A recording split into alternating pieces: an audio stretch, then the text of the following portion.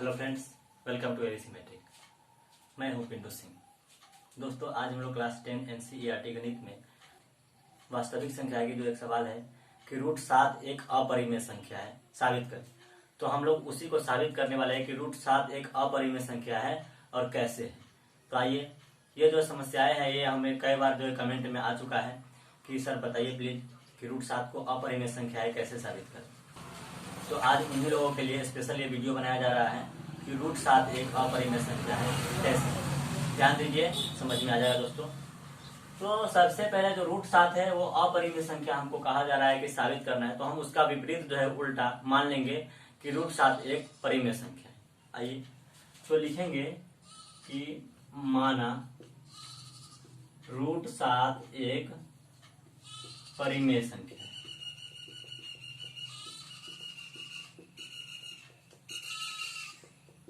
माना रूट 7 एक परिमेय संख्या है। सबसे पहले हमने क्या माना कि रूट 7 एक परिमेय संख्या है। तो परिमेय संख्या का शर्त क्या होता है कि जो परिमेय संख्या है वो P/Q के रूप में उसे व्यक्त किया जा सकता है। सबसे पहले जो शर्त है वो शर्त क्या है कि जो परिमेय संख्या है उसको हम P/Q के रूप में व्यक्त कर सकते हैं, जहां P और Q अभाज्य संख्या होना चाहिए। अभाज्य संख्या है। P और Q क्या है? अभाज्य संख्या है तथा Q बराबर नहीं है 0 के। हमने यहाँ पे माना कि रूट 7 एक परिमेय संख्या है और रूट 7 को हम P/Q के रूप में व्यक्त कर सकते हैं, जहां P और Q अभाज्य संख्या है तथा Q बराबर नहीं है 0 के। सबसे पहले हमने तो ये मान दिया। तो यहाँ पे हम दोनों तरफ वर्ग कर लेते हैं, क्योंकि हमको रूट 7 को अपरिमेय संख्या साबित करना है, इसलिए पहले इसको हम परिमेय रूप में लाते हैं। तो लिखेंगे दोनों तरफ वर्ग करने पर। दोनों तरफ वर्ग करने पर तो हम इस तरफ वर्ग करेंगे तो रूट अंदर 7 जो है उसका स्क्वायर हो जाएगा, बराबर यहाँ पे हो जाएगा P/Q का स्क्वायर। अब रूट 7 का जो स्क्वायर है वो आपको हो जाएगा 7 बराबर P का स्क्वायर P² हो जाएगा बटे Q का स्क्वायर जो वो आपको Q² हो जाएगा। यहाँ पे लिखेंगे दोस्तों कि तिर्यक गुना करने पर। तिर्यक गुना करने पर तो तिर्यक गुना करेंगे तो क्या प्राप्त होगा हमको? 7Q² प्राप्त हो जाएगा बराबर P² हमें प्राप्त हो जाएगा। इसको हम समीकरण 1 मान देते हैं। 7 हमें यहाँ पे गुणा में, तो 7 को हम बराबर टू से ट्रांसफर कर लेते हैं। तो यहाँ पे हमें प्राप्त हो जाएगा Q² बराबर P² बटे 7। ये हमें यहाँ पे प्राप्त हो रहा है, इसको हम समीकरण 2 मान लेते हैं यहाँ पे। तो आप लोगों को यहाँ पे दिखाई दे रहा होगा कि 7 जो है वो P² के डिवाइड में यानी बट्टे में है। तो 7 जो है वो P² को विभाजित करता है। इसका मतलब क्या हुआ कि 7 जो है वो P² को विभाजित करता है। तो वही बात हम यहाँ पे लिखेंगे, 7 P² को विभाजित करता है।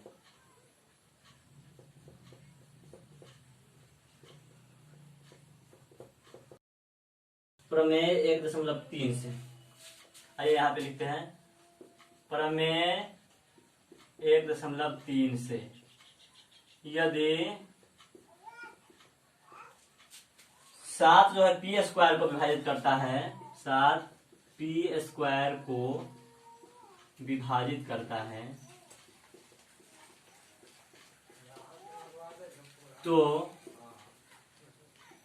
7 P को भी विभाजित करेगा, को भी विभाजित करता है।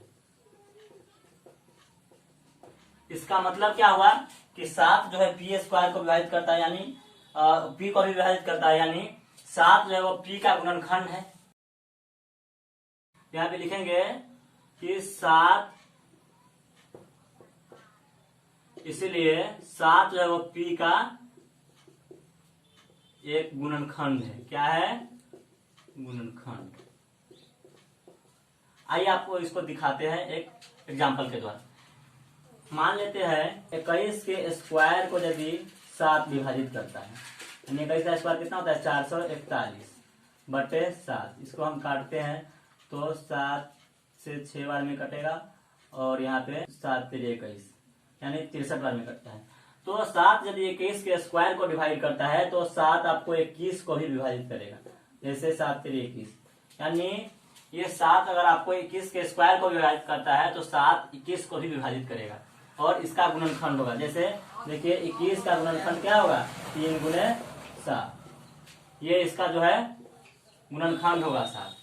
तो इसी प्रकार से यहाँ पे लिखे यदि 7 पी स्क्वायर को विभाजित करता है तो 7 पी को भी विभाजित करेगा और पी को विभाजित करेगा, इसका मतलब हुआ कि 7 पी का एक गुणनखंड है। तो आई होप आपको समझ में आ गया होगा। तो 7 क्या है पी का एक गुणनखंड है, इसको हम समीकरण ए मान देते हैं। अब 7 पी का गुणनखंड है यहाँ पे, जैसे हमने लिखा है 21 का जो है गुणनखंड क्या है 3 गुणे 7, यानी यहाँ पे ये इसका गुणनखंड है तो हम 21 बराबर क्या लिख सकते हैं, इसके जगह पे 3 के जगह पे हम कोई चीज पुट कर देते हैं, जैसे के एम एल कुछ भी हम पुट कर सकते हैं। तो वहां पे हम आइए मानते हैं कि माना यहाँ पे 7 जो है वो पी का गुणनखंड है, तो हम पी बराबर क्या मान सकते हैं 7 गुने कोई भी चीज के मान देते हैं 7 के, यानी 7 और के जगह पर यहाँ पे 3 है।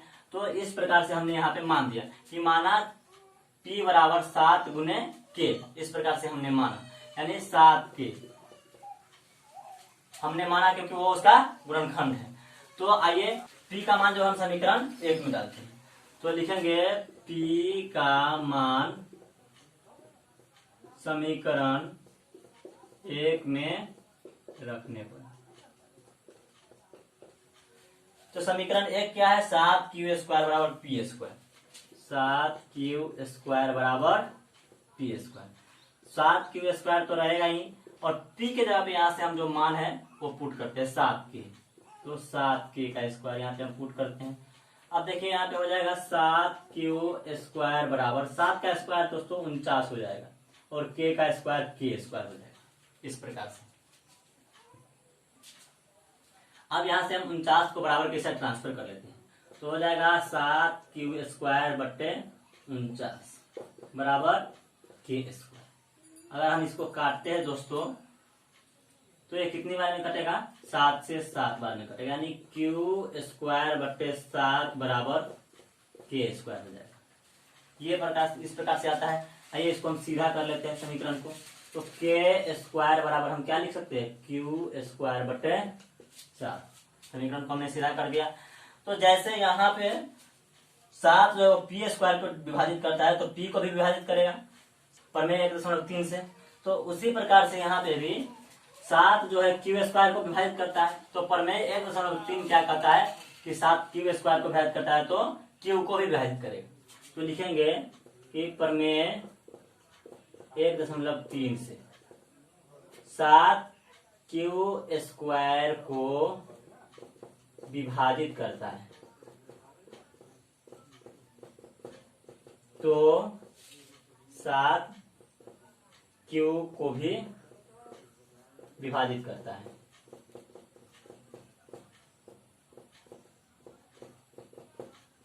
सात यदि क्यू स्क्वायर को विभाजित करता है तो 7 क्यू को विभाजित करता है। यहाँ पे जो हम उदाहरण समझाए थे उस उदाहरण के द्वारा आप देख सकते हैं। तो इसका मतलब क्या हुआ 7 क्यू स्क्वायर को विभाजित करता है, इसका मतलब हुआ कि 7 जो है क्यू का एक गुणनखंड, 7 जो है वो क्या है क्यू का एक गुणनखंड है। इसको हम समीकरण बी मान देते हैं, इसको हमने समीकरण बी माना। अब समीकरण ए और बी को देखिए। समीकरण ए क्या कहता है कि 7 पी का गुणनखंड है और समीकरण बी क्या कहता है कि 7 क्यू का गुणनखंड। दोनों क्या कर रहा है कि 7 यहाँ पे भी समीकरण ए में कह रहा है कि 7 जो है पी का गुणनखंड है, समीकरण बी में कह रहा है कि 7 क्यू का गुणनखंड है। इसका मतलब है कि 7 दोनों का गुणनखंड है, यानी उभयनिष्ठ गुणनखंड है। तो लिखेंगे समीकरण ए और बी से 7 पी और क्यू दोनों का उभयनिष्ठ गुणनखंड।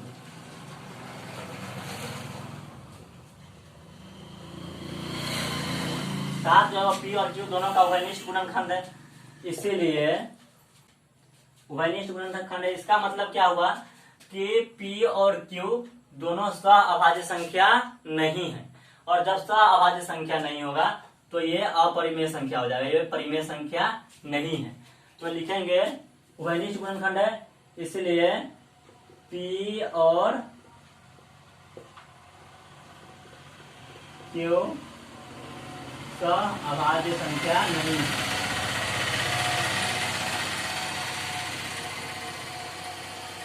पी और क्यू क्या नहीं है, सह-अभाज्य संख्या नहीं है।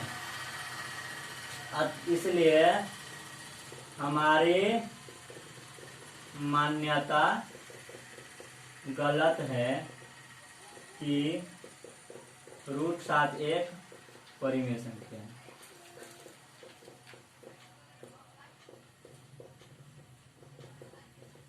अतः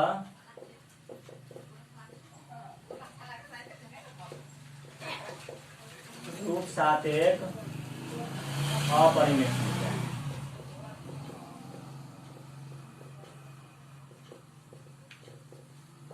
क्या है, √7 एक अपरिमेय संख्या है। तो दोस्तों यहाँ से आपको समझ में आ गया होगा, स्पष्ट हो गया होगा कि √7 एक अपरिमेय संख्या है और साबित करने में बिल्कुल समस्या नहीं होगा। इस प्रकार से आप अगर बनाते हैं तो सबसे आसानी तरीका से आपको समझ में आ जाएगा और किसी को भी समझा सकते हैं। तो उम्मीद करते हैं दोस्तों कि ये वीडियो जो है आपको आपके लिए सबसे उपयोगी होगा, और इसी प्रकार के वीडियो देखने के लिए आप हमारे चैनल को सब्सक्राइब कीजिए और वीडियो को लाइक कीजिए, ताकि हमारे चैनल पे जो भी वीडियो आए आपको उसका नोटिफिकेशन मिलता रहे।